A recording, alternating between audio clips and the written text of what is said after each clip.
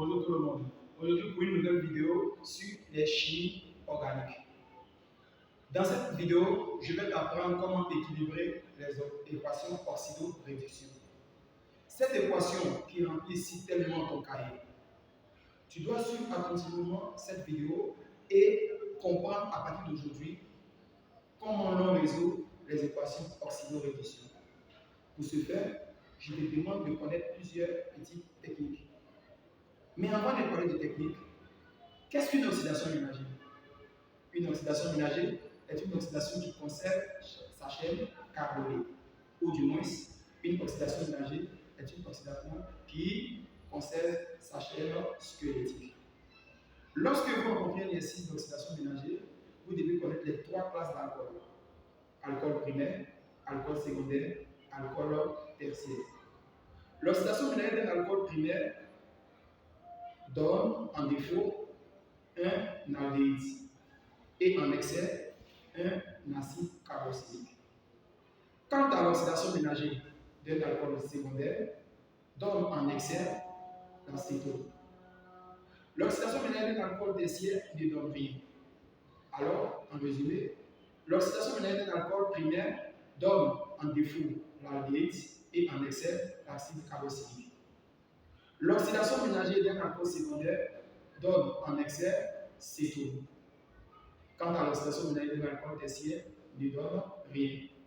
Pour faire l'oxydation ménagère, je vais te dire qu'un composé passe de alcool tout en devenant l'aldéhyde. Cette fois-ci, l'alcool choisi est un alcool primaire.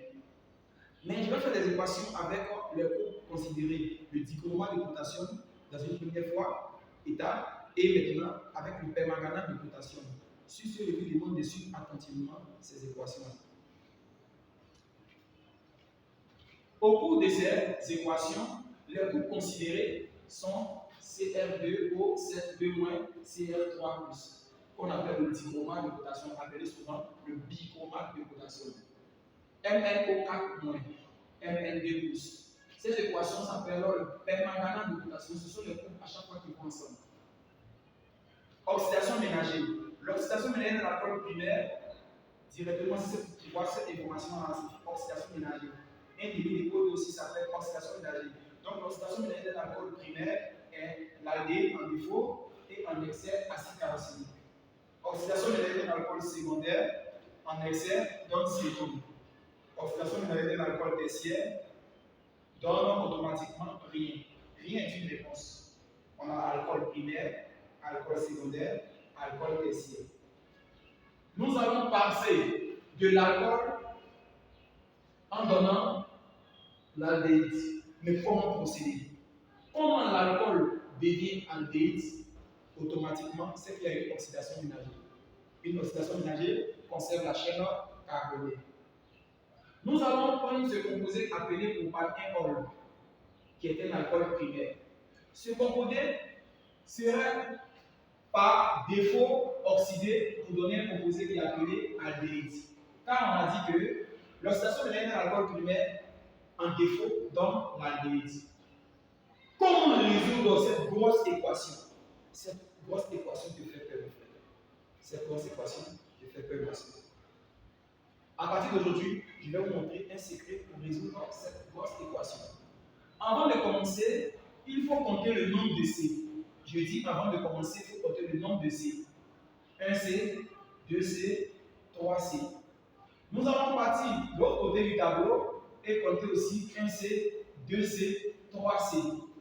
Je viens de compter 3C de part et d'autre. Je réponds 1C, 2C, 3C.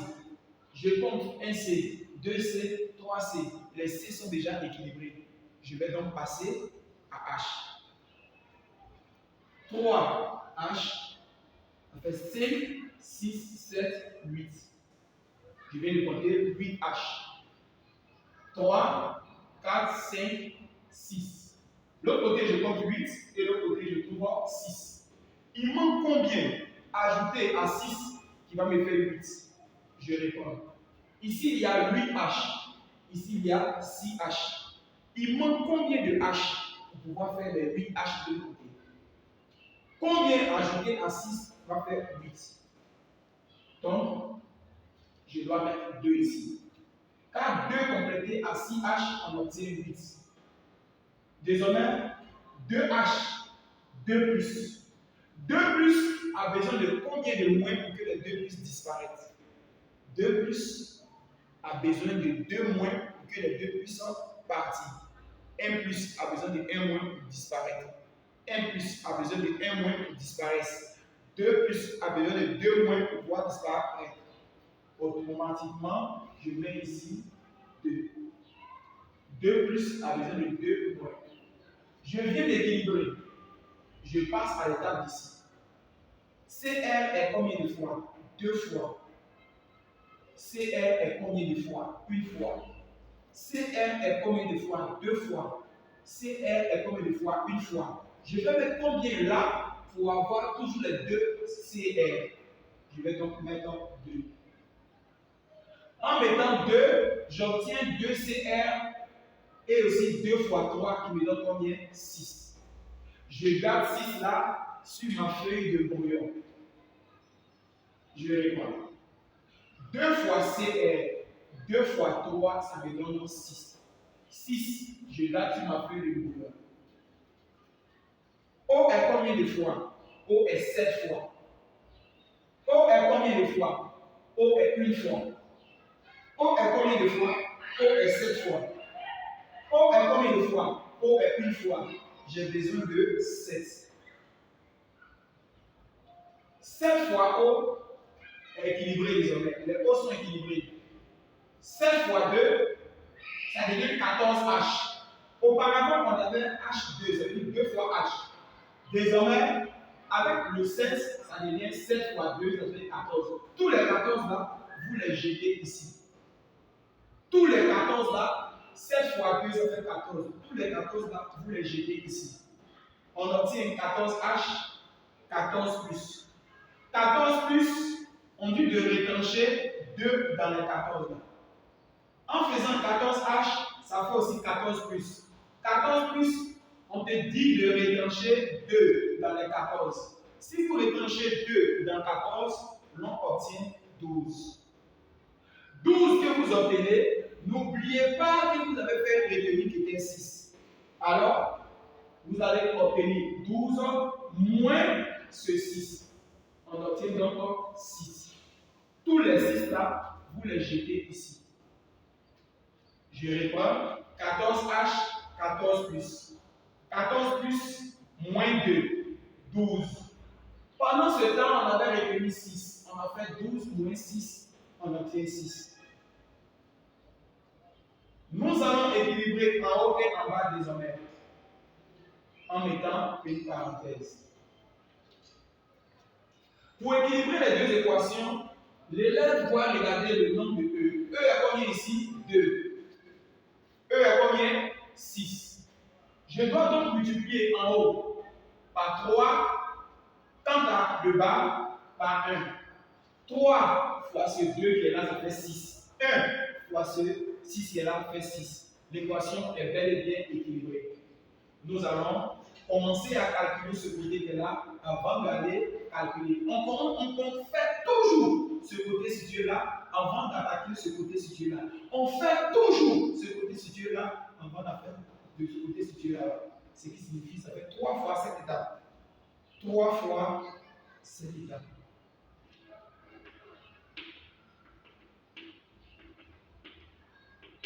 On vient de finir ça. On n'attaque pas l'autre côté, on finit ce côté là. Une fois cette étape.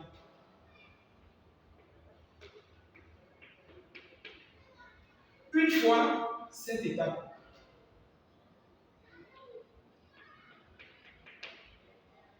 Une fois cette étape. On vient de finir ce côté-là. Nous allons attaquer l'autre côté. Finis d'abord ce côté avant d'attaquer l'autre côté.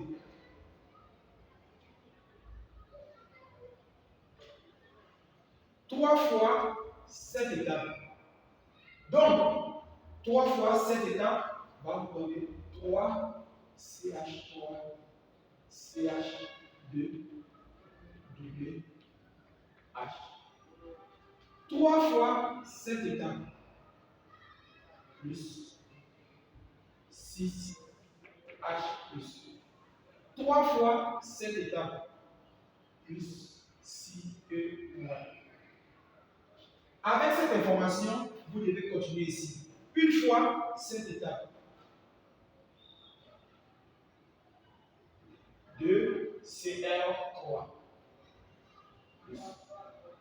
Une fois cette information. 7H2O. Vous allez enlever cette écriture qui ressemble très au trait à cette écriture-là. Vous allez l'enlever dans le sujet. Et vous avez 14H+. Et ici, vous avez 6H+. Parmi les deux, le plus petit doit rejoindre le plus grand.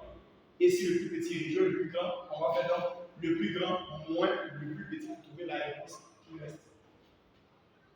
Nous allons donc avoir 3 CH3, CH2, CH2, OH plus CR2, O7 moins, plus 6H plus, rejoint 14, on va faire 14 moins 6. Et moins. Ce qui va rester, c'est 8H plus. 6E moins, plus 6E moins, vont disparaître parce que celui-là, il rejoint celui-là avec 6 moins 6, on obtient 0. On a. Ensuite, 3 CH3, CH2, C, doublé H. Après cette étape, c'est plus 2 CR1, 2 CR3 plus 7 H2. Cette étape peut s'arrêter ici. Mais nous allons partir aujourd'hui en milieu acide. Pour aller en milieu acide, c'est très facile. Il faut simplement faire un petit calcul en milieu acide. CH3, CH2, CH2, OH, plus CR2, O7 plus. Lorsque vous faites partie en milieu acide, vous devez compléter de l'eau sur H+. On obtient 8H3O+. Vous devez ajouter de l'eau sur H+, on obtient H3O+, qui donne, vous pouvez copier les petits CH3, CH2, doublé H, plus 2 CR3+, et vous devez prendre le 8 pour additionner à 7. 8 plus 7 me donne 15. Et 15 H2+. Cette partie-là est achevée. Il s'agit donc de ce que l'on appelle un milieu acide. Donc c'est un milieu acide. La présence de H3+ montre que nous sommes en milieu acide. Nous allons faire cette même équation, mais ça serait plus avec le dichromate de potassium, mais plutôt permanganate. Mais bien avant de faire avec le permanganate, je vais vous apprendre un petit secret pour pouvoir maîtriser cette information-là par cœur. Si jamais ça vous fatigue, voici un langage que vous devez utiliser que les gens ne savent pas. À 14h06, 2 bus vont ramasser 7 personnes. À partir d'aujourd'hui, chaque fois que c'est dichromate de potassium, c'est 14, 6, 2 et puis 7 à la fin. Donc je réponds. Si vous avez du mal à savoir, à maîtriser ces différentes informations-là, vous dites simplement que à 14h06, 2 bus vont ramasser 7 personnes. Ça, c'est un secret. À 14h06, 2 bus ramassent 7 personnes. Voici à partir d'aujourd'hui comment on fait le dichromate de potassium. Toujours ça serait 14, 6, 2 et 7. Lorsqu'on va partir dans permanganate de potassium, ça serait à 8h05, un seul bus ramasse 4 personnes. Ça c'est le code. Nous allons procéder par la deuxième partie, mais avec le permanganate de potassium. Dans ce premier cas, j'ai choisi le dichromate de potassium. Ici, je vais choisir permanganate de potassium, MnO4- et son co-bloc Mn2+. Première partie, si vous avez bien compris, vous allez comprendre la deuxième partie. Quand dans la première partie, je t'ai expliqué qu'on compte le nombre de C. 1C, 2C, 3C. 1C, 2C, 3C. Le nombre de C est équilibré. On va compter le nombre de H. 3, 4, 5, 6, 7, 8. 3, 4, 5, 6. Il manque combien? 2. On va mettre tous les 2 ici. Ça fait 2H, ça fait aussi 2 plus. 2 plus, ça me donne de combien de moins pour pouvoir disparaître? 2 moins. MnO4. O est combien? 4. O d'ici est combien? 1. Je vais mettre combien ici pour que ça soit 4? Je vais mettre 4. 4 fois 2, ça me fait 8. 4 fois O là, ça me fait coéquilibré. C'est H qui n'est pas encore équilibré. 4 fois 2, ça me fait 8. Tous les 8 là, je les jette ici. Ça me fait 8H, ça me fait 8 plus. Si ça me fait 8H et 8 plus, simplement, je dois attendre un peu. Et je dis, Mn est combien? Mn est 1. Et Mn ici, c'est 1. Si je veux bien comprendre, je vais mettre 1. Mn est combien? 1. Et ici, 1. 1 fois Mn, c'est équilibré. 1 fois 2, ça me fait 2. Les deux là, je garde ça sur ma feuille de brouillon. Je viens de dire ça me fait 2. Je garde ça sur ma feuille de brouillon. Je viens ici, je dis 1 fois Mn c'est Mn. 1 fois 2, 2. Je garde ça ici. 8 fois H, ça me fait 8H. 8 fois plus, ça me fait 8 plus. On te dit d'enlever 1 dedans. Il va rester 7. 7 que tu dis reste, tu vas faire 7 moins ce 2 qui vient de venir ici. On obtient par la suite C. On jette tous les C ici. Est-ce que je ne vous ai pas dit que pour permanganate, on doit trouver 8h05 minutes? Un seul bus ramasse 4 personnes. À 8h05 minutes, un seul bus ramasse 4 personnes. Cette équation avec permanganate de potassium ne change jamais de la vie. C'est toujours 8, 5, 1, 4. Ça ne va jamais changer. Je vais regarder le nombre d'électrons pour savoir si mes deux équations sont équilibrées. Automatiquement, ici, il y a combien d'électrons? 5. Là, il y a combien d'électrons? 2. Je vais multiplier mon équation, toute mon équation, par combien en haut? Je vais multiplier en haut par 5. Car ça possède 2. Et en bas, je vais multiplier par 2. 5 fois 2 me donne 10. 2 fois 5, ça me fait 10. Je vais donc finir ce côté, c'est ce que le concept a dit, avant d'attaquer ce côté-là. Si vous voulez finir ce côté, ça fait 5 fois cette écriture. Ça me fait 5 fois l'écriture qui est là. CH3, CH2, CH2, OH. Lorsque vous finissez cette partie, n'attaquez pas la deuxième partie. Finissez ce côté d'abord. Si vous attaquez le côté, vous êtes hors sujet. Finissez ce côté d'abord. Lorsque vous multipliez 5 fois ça, vous répétez. Vous attaquez ce côté. 2 fois quoi? 2 fois MnO4-. Ça fait plus 2 fois MnO4-. 2 fois 8H+. On obtient 16H+. 2 fois 5E. On obtient 10E-. On vient de finir ce côté. Pour attaquer le deuxième côté, il faut maintenant une seule flèche.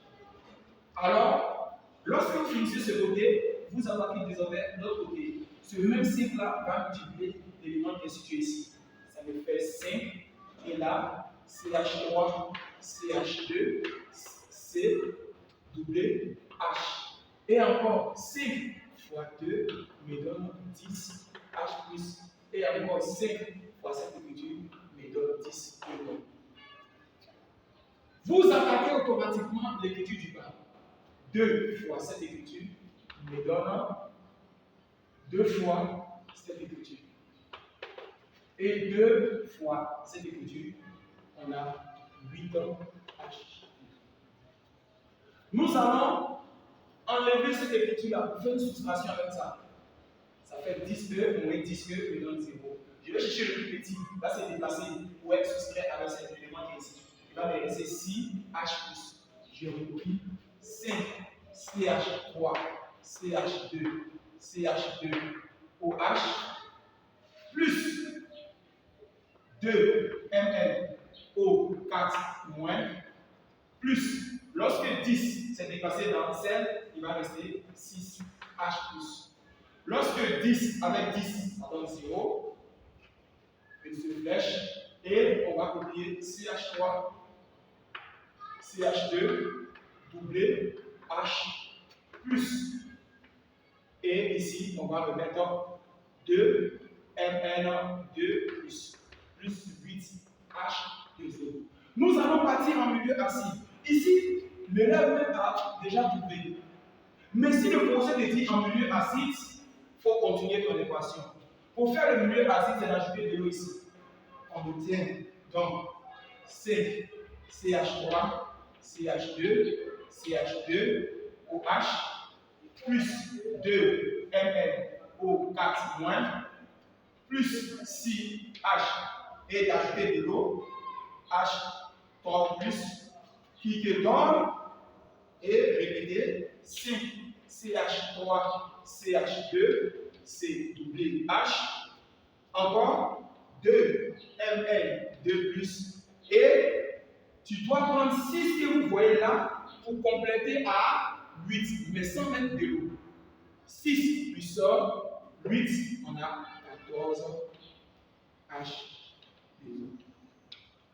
Simplement, nous allons encadrer l'élément structurel. Et nous sommes donc en milieu acide. Très simple. Vous voyez le milieu acide. Ici, nous avons passé de l'alcool qui a été oxydé en défaut pour donner seulement que la lutte. Dans une prochaine vidéo, je vais t'apprendre comment l'alcool passe à l'acide carboxylique avec les mêmes corps, dichromate de potassium et permanganate. Mais ici, il faut ajouter de l'eau. Sur ce, je vous dis au revoir pour une nouvelle vidéo.